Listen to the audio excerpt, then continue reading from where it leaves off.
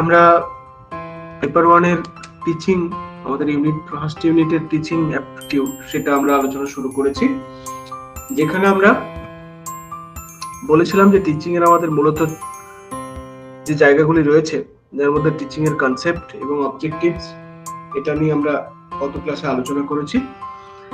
Level of teaching, তার characteristic এবং basic requirement কি কি রয়েছে, এই সবটা আমরা টিচিং এর পার্টের মধ্যে আলোচনা করছি।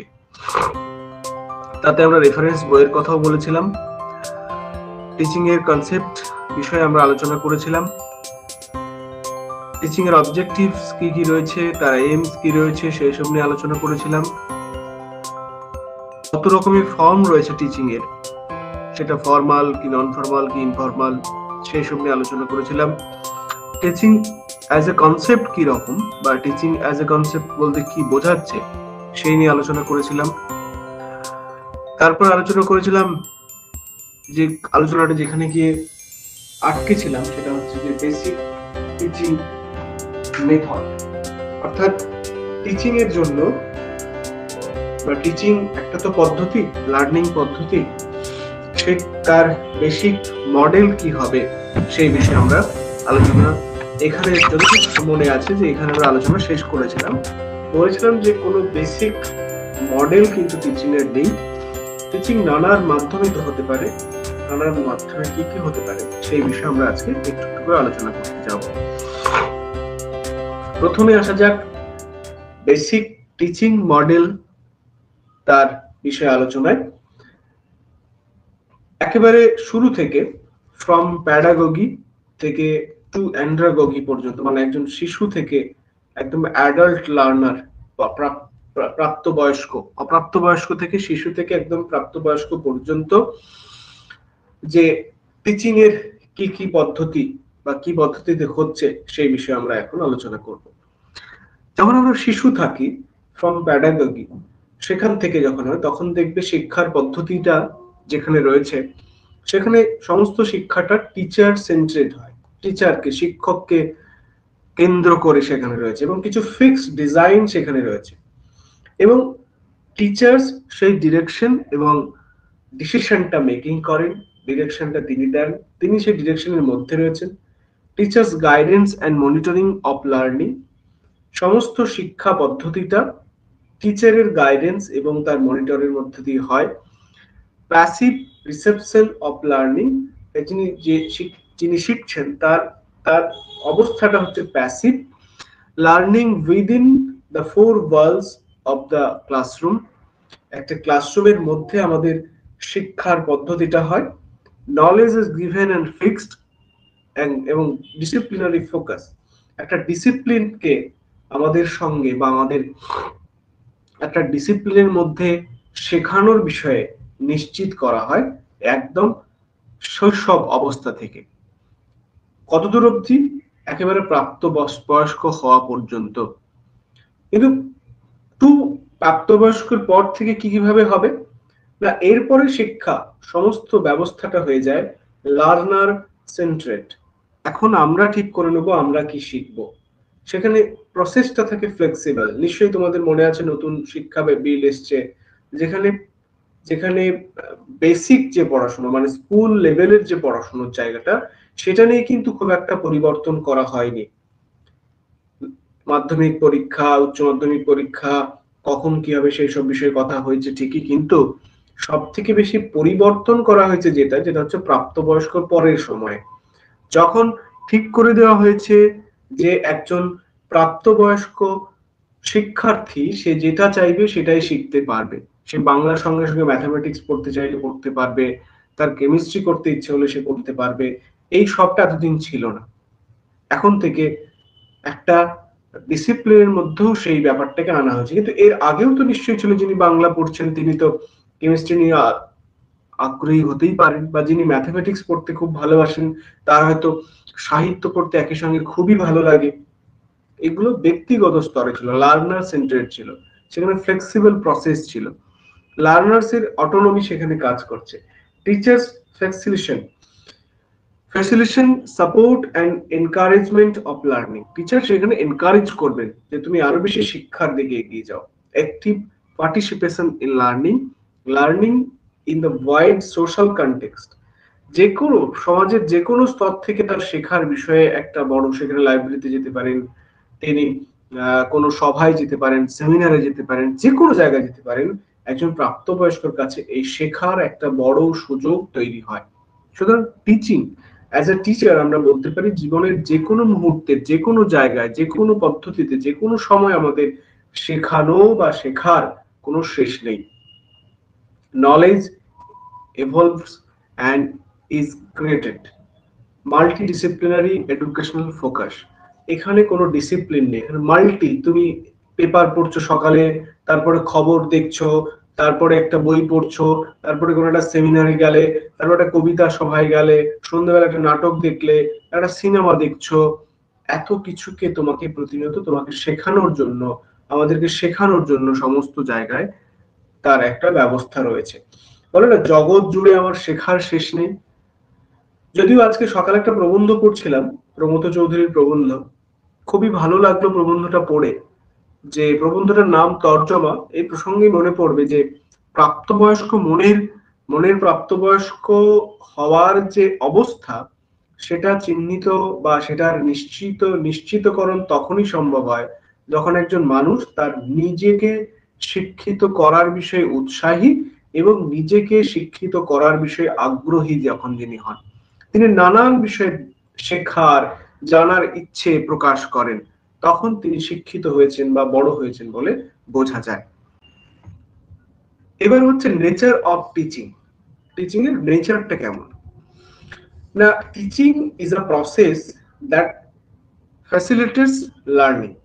এমন একটা প্রসেস যেখানে শিক্ষার যে পদ্ধতিটা, সেটাকে সেটাকে সামথিং ইজিয়ার করতে হবে, আর আরো বেশি সহজ সরল ভাবে সেই পদ্ধতির মাধ্যমে শিক্ষাটাকে প্রেরণ করতে হবে, সহজ সরল ভাবে। কখনোই জন্মে যে পড়ানো অনেক জটিল, অনেক গভীর হতেই পারে, অনেক জটিল করে যিনি পড়াচ্ছেন, তার মানে বুঝতে হবে সেখানে টিচিং এর প্রধান যে নেচার, যে সেটা খুব খুব ইজি হবে, সেটা খুব সহজ, সেটা খুব আনন্দদায়ক, সেটা একেবারেই ক্লান্তিকর নয়। হ্যাঁ, কিছু কিছু সময় কিছু কিছু টপিক একটু হার্ড থাকে, সেক্ষেত্রে কিছু কিছু সময় হয়তো একটু হার্ড হয়ে যাবে, কিন্তু ইন জেনারেল বা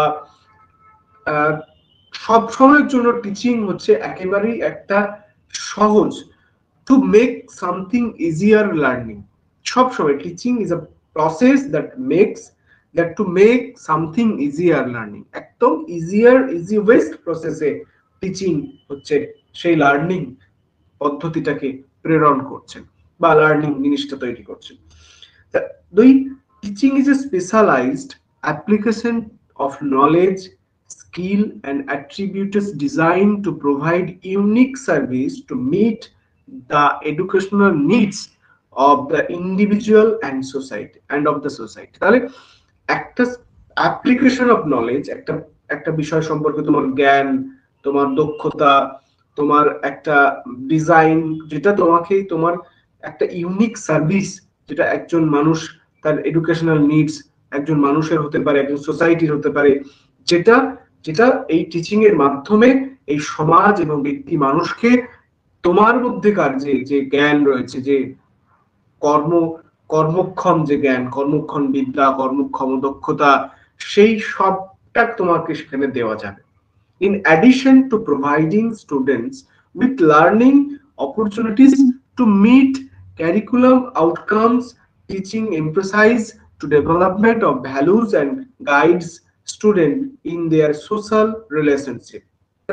In addition to provide student with learning opportunities to meet curriculum outcome, তুমি শুধু পড়াশোনা করছো না, তোমার সঙ্গে আরো অনেক অন্যান্য বিষয় সম্পর্কে, তোমার অন্যান্য বিষয়ের সঙ্গে সঙ্গে অন্যান্য ধারণা সম্পর্কে তোমার একটা আউটকাম, তোমার একটা সেখানে ইন্টারেস্ট থাকবে।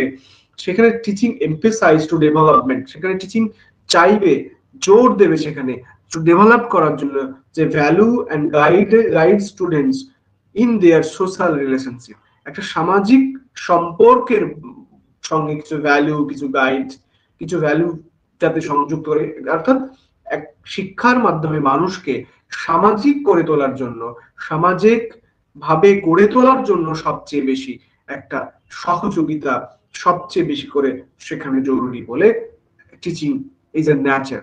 টিচিং এর নেচার হচ্ছে তাই যে সেখানে মানুষকে সোশ্যালি সেখানে ইনভলভ করতে হবে। The teacher employ practice that develop positive self concept in student। তাহলে টিচারের কাজই হচ্ছে to practise that develop positive self concept. অবশ্যই সেটা পজিটিভ, টিচার কখনোই কোনো নেগেটিভ কথা বলবেন না। Teacher as a employee, teacher as a employment যে এসেছেন, তার কাজই হলো তিনি নিজে প্র্যাকটিস করবেন পজিটিভ ভাইব দেওয়ার জন্য, পজিটিভ সেলফ কনসেপ্ট দেওয়ার জন্য, এবং সেই পজিটিভ কনসেপ্টটা তিনি নিজে থেকেও নিজের মধ্যেও সেটাকে চারণ করবেন বা সৃজন করবেন। তাহলে একদম পিছন দিক থেকে আমি যদি যাই যে টিচার অ্যাজ এ টিচার আমরা প্রত্যেকেই যেটা করব যে positive concept, positive idea, positive mindset, positive thought এইগুলো নিজেদের মধ্যে প্র্যাকটিস করব। প্র্যাকটিস কথাটা বলা হচ্ছে কারণ না অনুশীলন না করলে সেটা থাকবে, নষ্ট হয়ে যাবে। প্র্যাকটিস সেটা কি হবে, সেটাকে আমি টু ইজিয়ার ওয়েতে আমি আমার স্টুডেন্টদেরকে সেটা ডেলিভার করব থ্রু লার্নিং প্রসেস। তাতে কি হবে, তাতে আমার অ্যাপ্লিকেশন অফ নলেজ, আমার স্কিল, আমার attributes of design to provide unique service to meet the educational needs, যাদের এই নিডসটা রয়েছে of individual or society anywhere, যার এইটা দরকার, এই নিডসটা রয়েছে তাকে আমি সেটা প্রোভাইড করব। তাতে কি হবে না, তাতে ভ্যালু এন্ড গাইডস সেটার মাধ্যমে দেয়ার সোশ্যাল রিলেশনশিপ তৈরি হবে। তাহলে শিক্ষার প্রধান কাজই বা দায়িত্বই হচ্ছে সোশ্যালি রিলেশনশিপ গড়ে তোলা বা সোশ্যাল ডেভেলপমেন্টে প্রধান তার অংশগ্রহণ করা। এটাই হচ্ছে টিচিং এর বা টিচার এর প্রধান কাজ। টিচার এই কারণে টিচার এতখানি নবেল জব, কারণ তিনি সমাজের ভালোর জন্য, আজকে 5 টাকা পয়সা দেওয়ার জন্য নয়, দীর্ঘমেয়াদী সমাজের ভালোর জন্য টিচার কাজ করছে। তাই টিচারের এতখানি সম্মান। টিচার কখনোই তার বাড়ির দেওয়ালটা ধসে গেছেন বলে সেই দেওয়ালটা নিয়ে চিন্তা করবেন না, তিনি চিন্তা করবেন সমাজের এই যে রিলেশনশিপ, জাতির মধ্যে যে দেওয়াল তৈরি হচ্ছে সেই দেওয়ালটা যাতে ভাঙা যায়। টিচার ভাববেন একটি শিশু, যে শিশু ছোটবেলা থেকে সমস্ত সুযোগ পায়নি, সে যখন বড় হচ্ছে তাতে তার মধ্যে এমন কিছু গুণ দেওয়া যাতে সে সমাজে না পেলেও সমাজের জন্য করতে পারে বা করার বিষয়ে আগ্রহী হয়। এটাই হচ্ছে টিচারের কাজ। টিচারের নেচার হলো, টিচিং এর নেচারই হলো যে through process of build a relationship in a man on with a social respective anywhere, যা কিছু হতে পারে respective anything else to relate a man, a student and anybody। সুতরাং টিচিং এমন একটা কাজ যে কাজের মধ্যে সামাজিক সম্পর্ক গড়ে উঠবে, যে কাজ করার জন্য টিচার প্রতিনিয়ত প্র্যাকটিস করবেন, কিছু পজিটিভ ডেভেলপমেন্ট কনসেপ্ট বিষয়ে চিন্তা ভাবনা করবেন এবং সেটাকে থ্রু আউট ইজিয়ার প্রসেসটা সেটা শেয়ার করবেন কাদেরকে, যাদের মধ্যে সেই খিদেটা রয়েছে এবং যার মাধ্যমে সমাজের মধ্যে সেই ভ্যালু ইনভলভ হবে এবং সেই ভ্যালু ইনভলভ হলে সমাজ আরো বেশি উন্নত বা উন্নতির দিকে এগিয়ে যাবে। লেভেল অফ টিচিং, এটা হচ্ছে এখান থেকে আমাদের নিজেদেরও আমরা বুঝতে পারবো যে টিচিং এর লেভেল হচ্ছে 3টে।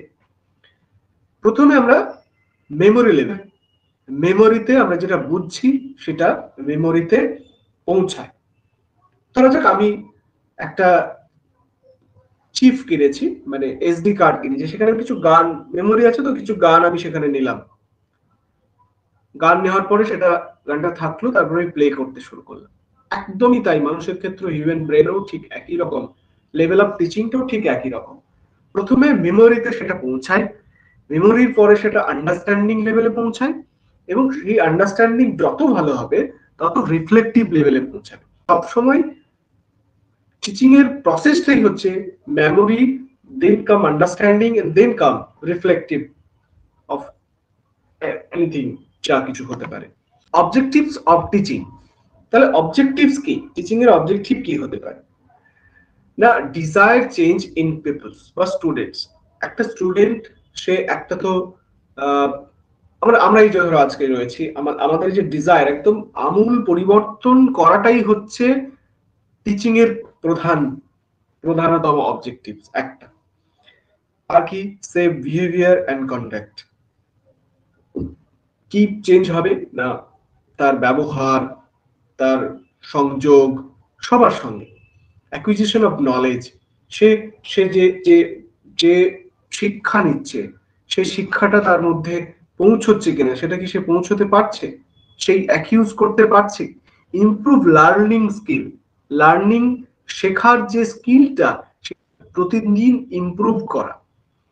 Formation of A belief system and provide a social and efficient member the society.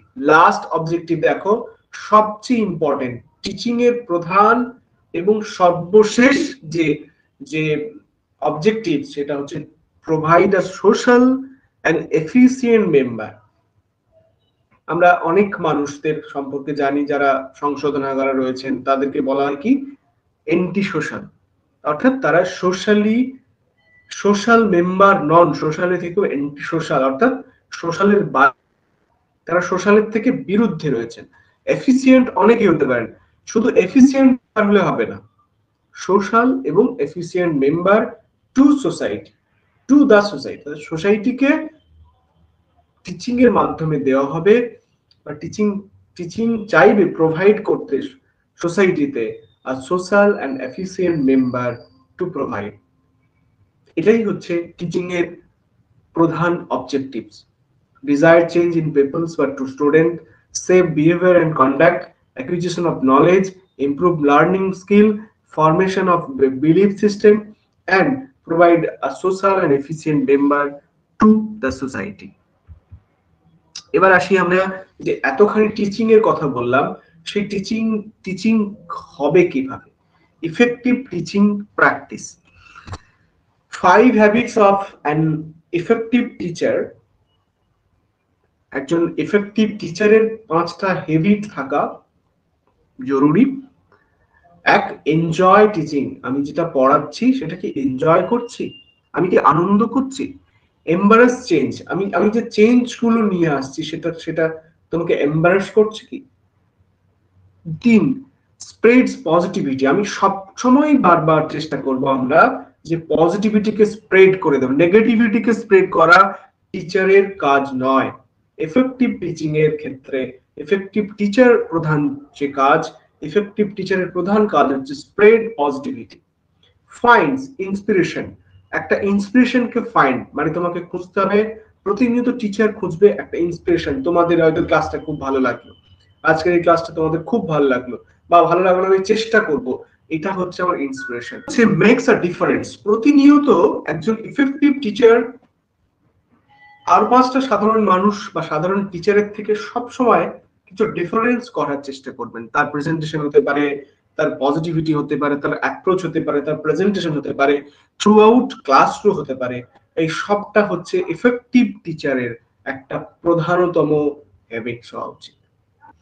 তার ইফেক্টিভ টিচিং যে হচ্ছে তার প্র্যাকটিসটা কি হবে, কি করে একটা টিচিংকে ইফেক্টিভ করা যেতে পারে।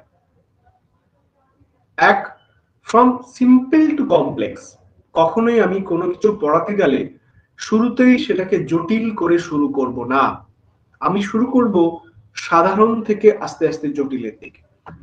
Simple to complex. From known to unknown, আমি চেনা জায়গা, আমি একটু একটু করে চেনা জায়গা থেকে অচেনার দিকে যাব। আমি মানুষ সম্পর্কে, মানুষকে আমরা জানি, মানুষের বহিরাকৃতি জানি, হাতের কথা বলতে গিয়ে প্রথমে হাতের ভেতরে আমি হাড়ের কথা বললাম, সে হাড়ের ভেতরে অস্থিমজ্জা সম্পর্কে কথা বললাম। Known to unknown. From seen to unseen, আমি যা দেখেছি সেই দেখা থেকে আরেক দেখার দিকে যাব। আমি দেখতে পাচ্ছি চাঁদ, সে চাঁদের ভেতরে এবার পৌঁছালাম, সিন টু আনসিন এ পৌঁছে যাব। ফ্রম কনক্রিট টু অ্যাবস্ট্রাক্ট, আমি কখনোই কোনো একটা অ্যাবস্ট্রাক্ট দর্শনের দিক থেকে, দর্শনের কথা ধরা যাক, দর্শন তো অ্যাবস্ট্রাক্ট, আমি একেবারেই শুরু করলাম 4 ভাগ দিয়ে, আসলে আমাকে বেদান্ত থেকে বেদান্তে বই পরবর্তী ক্ষেত্রে 4 ভাগ কেন এলো, সে 12 ভাগ বেদান্তের ফারাক কোথায়, একদম চেনা জায়গা থেকে থেকে থেকে থেকে আস্তে অ্যাবস্ট্রাক্টে পৌঁছবে। পার্টিকুলার টু জেনারেল, একটা জায়গা থেকে জেনারেলাইজ করে দিলেই মুশকিল, প্রথমে পার্টিকুলার জায়গা থেকে আস্তে আস্তে আস্তে আস্তে জেনারেল অংশে যেতে হবে। হোল টু পার্ট, একটা কমপ্লিট, আমি একটা কমপ্লিট কনসেপ্ট আমি দেখাতে গিয়ে আস্তে আস্তে পার্টের মধ্যে পৌঁছবো। ইনডিফিনাইট টু ডিফিনাইট থেকে একদম আমি একটা ইনডিফিনাইট থেকে ডিফিনাইট অংশে যাব, তারপর সাইকোলজিক্যালি টু লজিক্যালি যাব। এই মোটামুটি হচ্ছে ইফেক্টিভ টিচিং এর প্র্যাকটিসের এই হচ্ছে পদ্ধতি, যে কিভাবে কোন পদ্ধতিতে গেলে একটা টিচিং ইফেক্টিভ হতে পারে। ফ্রম অ্যানালিসিস টু সিনথেসিস, সিনথেসিসে যাওয়ার আগে আমাকে অ্যানালিসিস করতে হবে, অ্যানালিসিসের মাধ্যমে সিনথেসিসে পৌঁছবো। এটাই হচ্ছে ইফেক্টিভ টিচিং এর প্রধানতম পদ্ধতি, স্ট্র্যাটেজি। এবার আমরা আসি মেথডস অফ টিচিং, কি মেথড রয়েছে।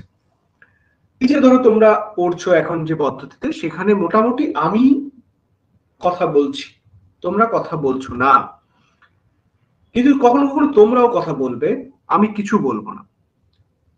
এবং এছাড়াও আরেকটা হতে পারে, কখনো তোমরা বলছো কখনো আমি বলছি, এইভাবেও হতে পারে। তাহলে টিচিং এর তিনটে মোটামুটি স্ট্র্যাটেজি হতে পারে। কি? একটা টিচারকে সেন্ট্রেট করে, একটা লার্নারকে সেন্ট্রেট করে, এবং টিচার লার্নার মিক্সডও হতে পারে। এই তিন ভাবেই হতে পারে টিচিং এর পার্ট বা টিচিং এর মেথড।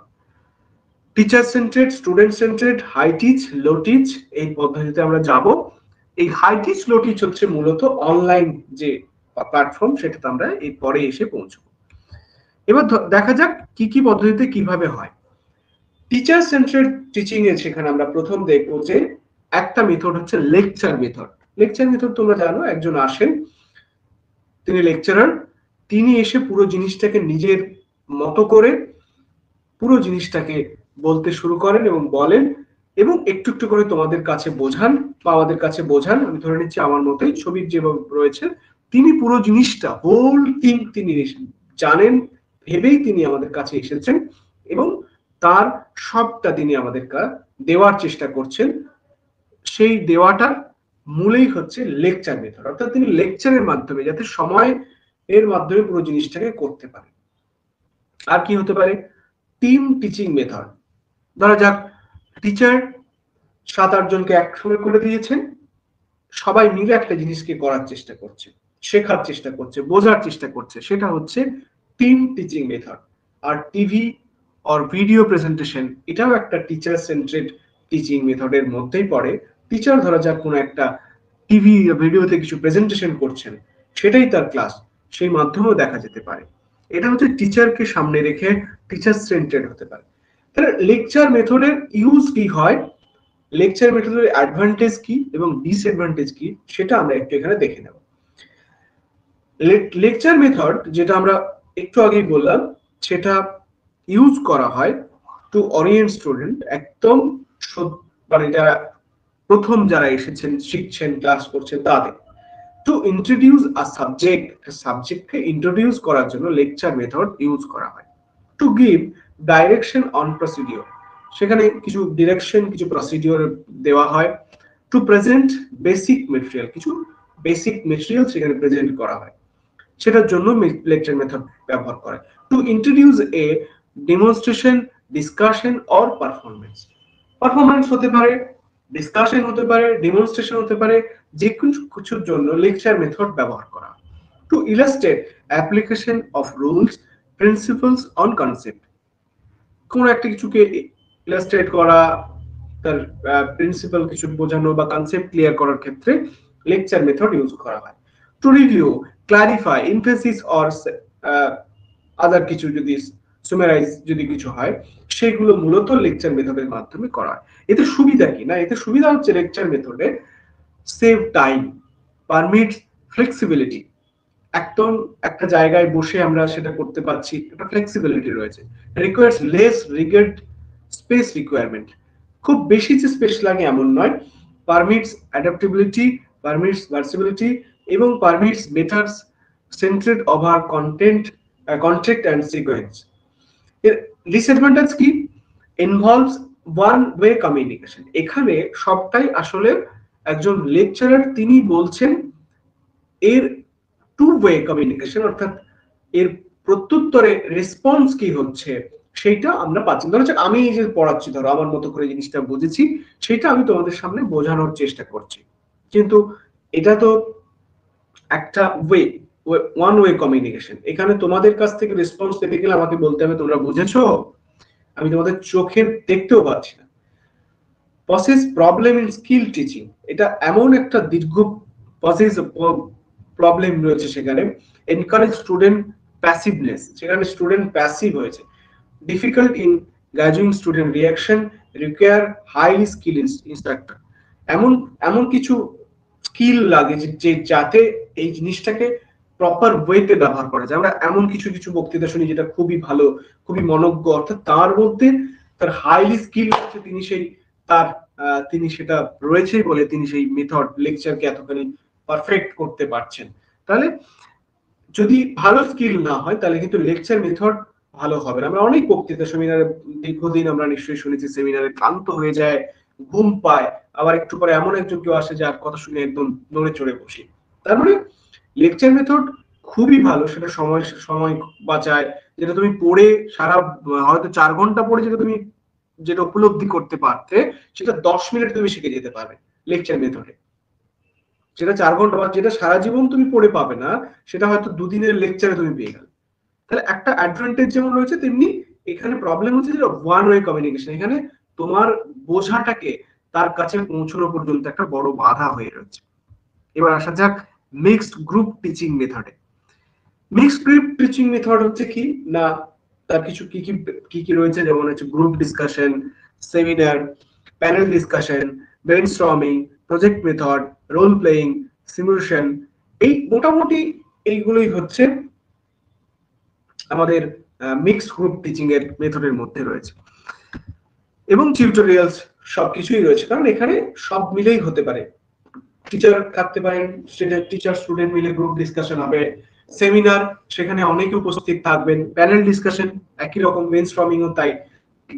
এর মধ্যে ছাত্র শিক্ষক সবাই উপস্থিত থাকবেন এবং এখানে সেই পদ্ধতি হবে। কিন্তু লার্নার সেন্টারেড যদি টিচিং মেথড হয় তাহলে কি কি মেথড রয়েছে? প্রথম হচ্ছে অ্যাসাইনমেন্ট। তুমি কিছুটা কাজ দিলে, যেটা আমরা বলি না হোম অ্যাসাইনমেন্ট, বাড়িতে গিয়ে একজন ছাত্র সে নিজের মতো করে যা পড়েছে বুঝেছে সেটা সে লিখছে, তাহলে সেটা হচ্ছে লার্নার সেন্টারেড। কেস স্টাডি, কোন একটা কিছুকে বলা হচ্ছে চলো এটা তুমি স্টাডি করে নিয়ে এসো, তুমি সেই কেসটাকে দেখো, দেখে সেটা শেখো এবং নিজে থেকে করো। পার্সোনালাইজ সিস্টেম অফ ইনস্ট্রাকশন, নিজের মতো করে সেটা ইনস্ট্রাকশন করো। কম্পিউটার অ্যাসিস্ট লার্নিং, কম্পিউটারের মাধ্যমে কিছু শেখা। ওপেন লার্নিং, যে কোনো জায়গা থেকে শেখার যে একটা পদ্ধতি, সেটা হচ্ছে একই রকম ভাবে লার্নার সেন্টারেড টিচিং মেথড। এখানে এই চার্টের মধ্যে রয়েছে যে teacher focus strategy, mixed strategy এবং স্টুডেন্ট ফোকাস স্ট্র্যাটেজি। এতক্ষণ যা বলেছি, যেগুলো বলেছি, অর্থাৎ টিচার ওরিয়েন্টেড, লার্নার ওরিয়েন্টেড এবং মিক্সড স্ট্র্যাটেজি, এই তিনটে বিষয়কে এখানে ধরা হয়েছে এবং তার ওয়ে গুলো বলা হয়েছে। এবং টিচারের মধ্যে হচ্ছে লেকচার, টিম টিচিং এবং টিভি আর ভিডিও প্রেজেন্টেশন। এটা হচ্ছে লার্জ গ্রুপ অফ মেথডের মধ্যে রয়েছে, কারণ এর মাধ্যমে বৃহৎ গ্রুপকে এক জায়গায় রাখা যায়। মিক্সড হচ্ছে স্মল গ্রুপ মেথড, খুব বেশি মানুষ এখানে যোগ হবে না, যেমন group discussion, seminar, panel discussion, brainstorming, project method or work, tutorials, case study বা ডিসার্টেশন, এই সবই হবে এর মধ্যে রয়েছে। আর স্টুডেন্ট ফোকাস হলে tutorial, assignment, project work, case study সব হতে পারে। এই সবই হচ্ছে এক একটা ওয়ে অফ টিচিং, এক একটা মেথড অফ টিচিং এর মধ্যে রয়েছে। অর্থাৎ এতক্ষণ যা যা আমরা বললাম সবই ছিল এতক্ষণ আমাদের অফলাইন বেস এডুকেশনের পার্ট। কিন্তু 21 শতকে শিক্ষা ব্যবস্থা চেঞ্জ হয়ে এসেছে, offline versus online education.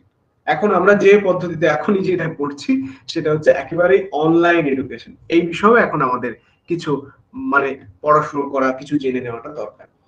Offline versus online মেথডের ডিফারেন্সটা কি? The difference হচ্ছে, the main difference between online and offline learning is location. The main difference হচ্ছে location, এছাড়া কি?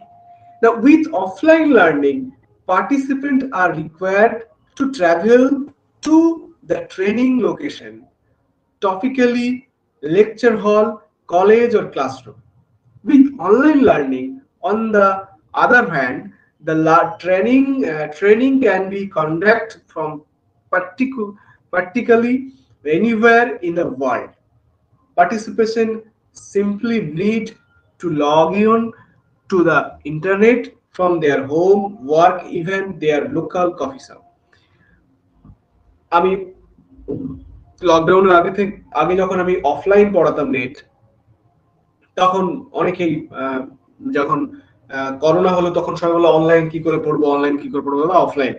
কিন্তু দেখলাম যে কত দ্রুত অনলাইন ব্যবস্থাটা আমাদের এই প্যান্ডেমিক সেটা আমাদের প্রায় মানে আমাদের কি বলবো আমাদের মধ্যে প্রায় ভরে দিল, যেখানে আমরা বুঝতে পারলাম যে শেখার মধ্যে লোকেশন ছাড়া অফলাইন অনলাইনে কোনো ফারাক নেই।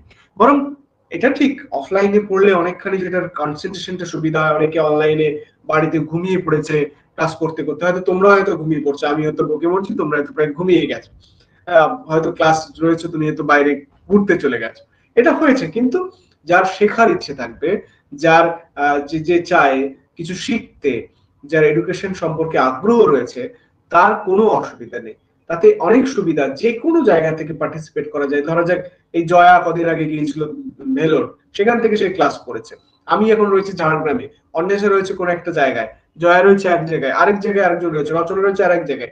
যে নানান জায়গায় থেকেও আমরা একটা ওয়েতে অনলাইন মেথডে just log in on the internet করে আমরা সেখান থেকে শিখতে পাচ্ছি, জানতে পাচ্ছি, বুঝতে পারছি, সেটা যে কোনো জায়গা থেকে হতে পারে। এটাই হচ্ছে প্রধানতম পার্থক্য। Offline methods of teaching. Traditional class offer to future of education and practical approach to teaching, meaning that they can still be important as the teacher makes them be. It's mean you have two option for any institution or academy for learning purpose. একেবারে traditional class, সেখানে যেতে হয়, বসতে হয় এবং teacher পুরো জিনিসটা conduct করেন এবং সেখানে শেখান। এটা হচ্ছে মূলত অফলাইন টিচিং এর মেথডের মধ্যে। কিন্তু online, it is the process of teaching is an online virtual environment in which teacher and learner are separate by time and place. ধরা যাক আমার এখানে এবারের ব্যাচে আসামের ছেলেগুলো নেই, আসামের ছেলে মেয়েরা থাকে, যাদের এখান থেকে সময় একটুখানি আলাদা। It is also known as e-learning or virtual teaching. তাহলে টিচিং এখন হয়ে গেছে কি ফিজিক্যাল থেকে ভার্চুয়াল। আমরা একটু আগে দেখলাম এখানে ফিজিক্যাল টিচিং ছিল, ফিজিক্যাল টিচিং এখানে হয়ে গেল ভার্চুয়াল টিচিং। তাহলে অনলাইন মেথড অফ টিচিং এর যে it also known e-learning and virtual teaching. তাহলে আমরা পরিষ্কারভাবে বুঝতেই পারছি যে দুটো পদ্ধতি আলাদা আলাদা কিভাবে। এই দুটো পদ্ধতির যে অনলাইন অংশটা, সেটা আমাদের মিনিস্ট্রি অফ এডুকেশন, বা এখন যেটাকে বলা হয় হিউম্যান রিসোর্স ডেভেলপমেন্ট, বা এখন মিনিস্ট্রি অফ এডুকেশনে বলা হয়, তার একটা বড় অংশ তারা চেষ্টা করেছে এমওসি বলে একটা প্ল্যাটফর্ম করা। মানে কি, ম্যাসিভ ওপেন অনলাইন কোর্স, যেখানে একেবারে সমস্ত পদ্ধতিটা হবে অনলাইন মাধ্যমে, ওপেন সবার জন্য, ম্যাসিভ, যেখানে 1 লক্ষ স্টুডেন্ট ক্লাস মেবি জয়েন সেখানে করতে পারে। এটা হচ্ছে এমওসি একটা পদ্ধতি, যার যে পদ্ধতিতে গভর্নমেন্ট করছে স্বয়ং বলে একটা অনলাইন কোর্স অফার করছে, ফ্রি অনলাইন কোর্সেস অফারেড বাই স্বয়ং, যেখানে ওই অ্যান্ড্রাগোগি অ্যাডাল্ট স্টুডেন্টদের যারা যা কিছু শিখতে পারে, এখানে আমরা যদি স্বয়ং একটা খুলে দেখবে যে কত রকমের কোর্স আছে, যে কোর্সগুলো আমাদের ইন্ডিয়ার রেকগনাইজ ইউনিভার্সিটি গুলো কন্ডাক্ট করছে এবং সেই কোর্সগুলো থেকে ফ্রিতে শেখা যাচ্ছে। তাহলে এখন শিক্ষা অনলাইন মাধ্যমে অনেকখানি কিন্তু সহজলভ্য হয়েছে। যদি তোমার শেখার ইচ্ছে থাকে, যদি তোমার জানার ইচ্ছে থাকে, তুমি কিন্তু সেটা সহজেই সেটা উপলব্ধ করতে পারো। স্বয়ং হচ্ছে তারই একটা মাধ্যম। এখানে তারই কিছু ডেটা দেওয়া রয়েছে। will provide quality education. এখানে কিন্তু এডুকেশনের quality base, it can be accessed by anyone anywhere any time. তার মানে শিক্ষা আর প্রাতিষ্ঠানিক ওয়েতে বাধা থাকবে না। এমওসি এটাই একটা movement. A student having cleared the online course through SWAYAM shall be awarded credits. Edit দেওয়া হবে, credits shall be transferred from host institution parents present institution where student is studying। যে তুমি সায়াম থেকে যদি কোনো একটা কোর্স করো, যদি কোনো একটা ক্লাস দেখো, সেই ক্লাসে তুমি পরীক্ষা দাও, তুমি সেখান থেকে সার্টিফিকেট পাবে। এইটা একটা পদ্ধতি করা হচ্ছে যেখানে ম্যাসিভ স্টুডেন্টকে শেখানোর জন্য একটা প্ল্যাটফর্ম করা হচ্ছে। আমার মনে হয় স্বয়ং বেস্ট। আমি অনেক ওখান থেকে কোর্স করেছি, ক্লাস দেখি, মানে কোর্স কমপ্লিট করতে হবে, যেমন একটা লেকচার তোমার কিছুটা প্রয়োজন দেখে নিলে তোমরা, আমি সবাইকে বলবো তোমরা স্বয়ং অ্যাপ নামিয়ে স্বয়ং থেকে কিছু না কিছু কোর্স করতে থাকো। জাস্ট বাসে যাওয়া আসার মধ্যে কিছু শেখাই যায়, কিছু পড়া যায়, জাস্ট দেখে রাখো, শুনে রাখো, কখন কি কাজে লাগবে বলা তো যায় না। এটা একটা পদ্ধতি ছিল মিনিস্ট্রি অফ এডুকেশনের, একটা স্বয়ং এবং স্বয়ং প্রভা। স্বয়ং হচ্ছে web of active learning young aspiring minds India MOOC, আর একটা হচ্ছে স্বয়ং প্রভা যেটা ডিটিএইচ প্রজেক্ট ছিল for educational excellence. Both initiative soft launches কবে? আগস্ট 2016। এটা লঞ্চ করেছে আগস্ট 15, 2016 এ এটা লঞ্চ হয়েছে।